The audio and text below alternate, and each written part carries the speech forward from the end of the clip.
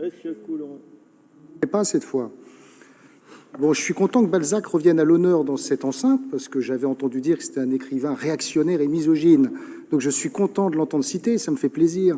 Il fait honneur à la Touraine. Il a aussi dit « Il vaut mieux un bon compromis qu'un mauvais procès ». Phrase que nous pouvons tous méditer dans les circonstances que nous avons évoquées précédemment. Je voudrais revenir sur votre intervention, tout d'abord pour dire que le constat, nous le connaissons, nous le partageons. Vous avez donné le chiffre de la dette. Je voudrais rappeler quand même l'effort qui a été fait dans notre mandat. En 6 ans, nous avons réduit l'encours de la dette de 33 millions. 33 millions, et vous connaissez ces chiffres, puisque vous avez l'honnêteté de les publier, bien entendu, 33 millions. Dans le mandat précédent, l'encours de la dette avait baissé de 11 millions. C'est juste pour dire que l'effort que nous avons fait au cours du mandat était conséquent. Nous l'avons fait dans des circonstances difficiles, puisque jusqu'en 2017, il y a eu une baisse forte et constante des dotations de fonctionnement qui se sont stabilisées avec l'élection d'Emmanuel Macron, mais pendant 3 années, des fortes baisses des dotations. Et nous l'avons fait aussi dans un contexte difficile, de Cahors, avec des objectifs contractuels difficiles à tenir.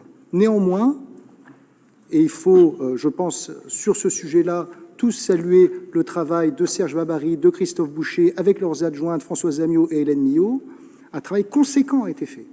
Et ce n'est pas simplement un travail de réduction de l'encours, c'est un travail de nettoyage de la dette, et vous le savez, puisque ça nous a conduit à régler le problème extrêmement critique du swap toxique, qui a été une négociation longue, compliquée, qui a permis d'aboutir. Ça m'amène à une première question. Quel est votre objectif de désendettement au cours du mandat? Ça serait intéressant, puisque vous nous présentez une stratégie financière et de gestion de la dette. Nous avons baissé l'encours de la dette de 33 millions.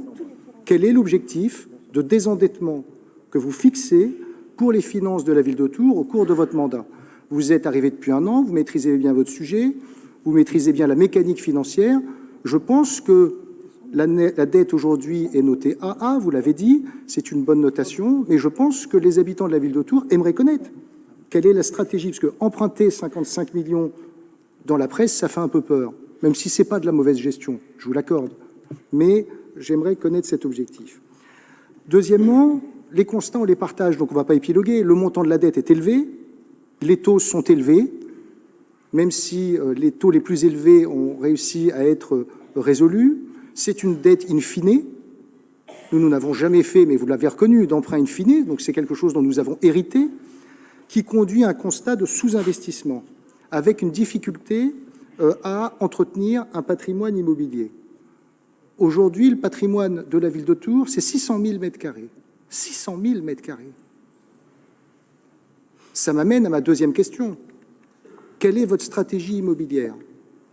600 000 mètres carrés pour une ville comme la nôtre. Vous avez évoqué un plan de rénovation des écoles, très bien, nous l'avions enclenché, vous l'avez poursuivi, modifié, corrigé, c'est normal, chacun apporte sa touche, et nous avions initié ce travail et vous le poursuivez.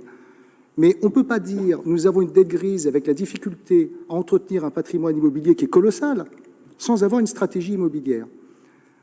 Dans la dernière année du mandat, Christophe Boucher avait fait élaborer un document qui vous a été remis, un schéma de développement immobilier, qui consistait à classer ce patrimoine par rapport à son état, par rapport à sa vétusté et surtout par rapport à son utilité. Parce que les besoins d'une ville changent. Les besoins d'une ville changent. Et nous étions tout à fait ouverts, et nous l'avons fait, et vous voyez bien l'accélération du désendettement à la fin du mandat, parce que nous avions tout à fait admis une capacité de cession immobilière. Lorsqu'on a 600 000 mètres carrés et des biens dont on n'a plus l'usage et une dette élevée, lorsqu'on n'a plus la possibilité de réellement entretenir ces biens, il n'est pas absurde d'avoir une stratégie immobilière accompagnée d'une stratégie de cession d'actifs. Quelle est votre stratégie d'immobilière et votre stratégie de cession d'actifs? Ce n'est pas un point que j'ai entendu évoquer depuis le début du mandat, mais c'est un point complexe. Maintenant, au bout d'1 an d'installation, je pense que c'est des sujets que vous avez eu le temps d'appréhender. Ensuite, vous évoquez l'inflation. Moi, je pense que le redémarrage de l'inflation, comme vous, est un scénario tout à fait plausible. On le mesure évidemment avec la hausse du coût des matières premières de tous ordres. Pour l'instant, les prix n'augmentent pas, mais on voit bien que Pour l'instant, les entreprises et les distributeurs ont préféré rogner sur leurs marges qu'augmenter les prix, mais un scénario inflationniste est quelque chose de plausible. Je le mets même avant 2-3 ans. Même avant 2-3 ans, je pense dès 2022, on peut raisonnablement se dire que c'est une hypothèse plausible, donc que vous avez raison de prendre en compte. Que vous travaillez sur une consultation bancaire sur 3 ans permettant de bénéficier des taux actuels. C'est bien, c'est de la bonne gestion, c'est vous prémunir contre des risques qui ne sont pas avérés mais qui sont plausibles, et en effet, nous pouvons y souscrire. Mais lorsque je lis cette délibération,